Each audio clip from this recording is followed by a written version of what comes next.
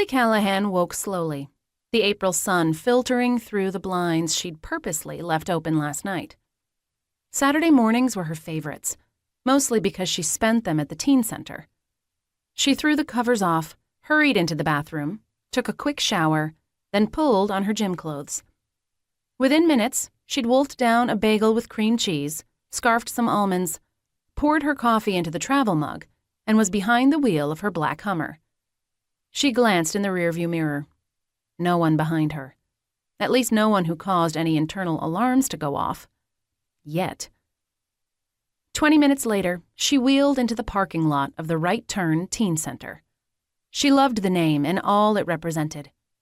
Teens turning in the right direction and having fun while receiving guidance, unconditional love, and acceptance. And, Haley hoped, they were finding a healthy self-esteem, learning that they were uniquely and wonderfully made by a God who loved them unconditionally, something that was sadly lacking in most of their lives. Stepping out of the Hummer, she slammed the door and turned. For a moment, she stared at the building, satisfaction and peace flowing through her. Located in one of the poorest residential areas of Columbia, off of Two Notch Road, the teen center was a bright spot, offering hope as a haven to those who needed it. She took a step toward the entrance and stopped. The hair on the back of her neck tingled and she whipped around, scanning the parking lot. And just like over the past week, she knew she was being watched.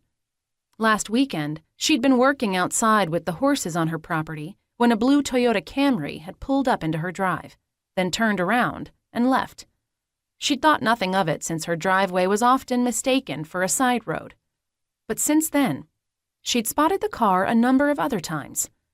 Sitting outside her office building, waiting outside the restaurant where she was eating.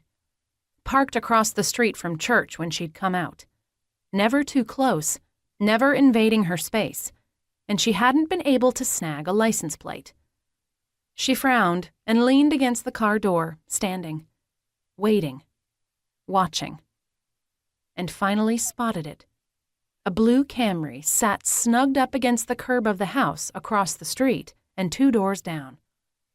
The empty house with the for sale sign planted in the front yard. Haley could make out someone in the driver's seat, but couldn't tell anything about the person. No one had followed her from her home. She'd made sure of that.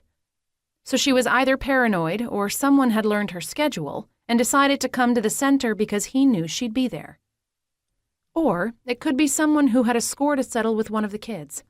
But she didn't think so. The person was following her. This was the 3rd time she'd seen the car in the last couple days. "That's it," she muttered.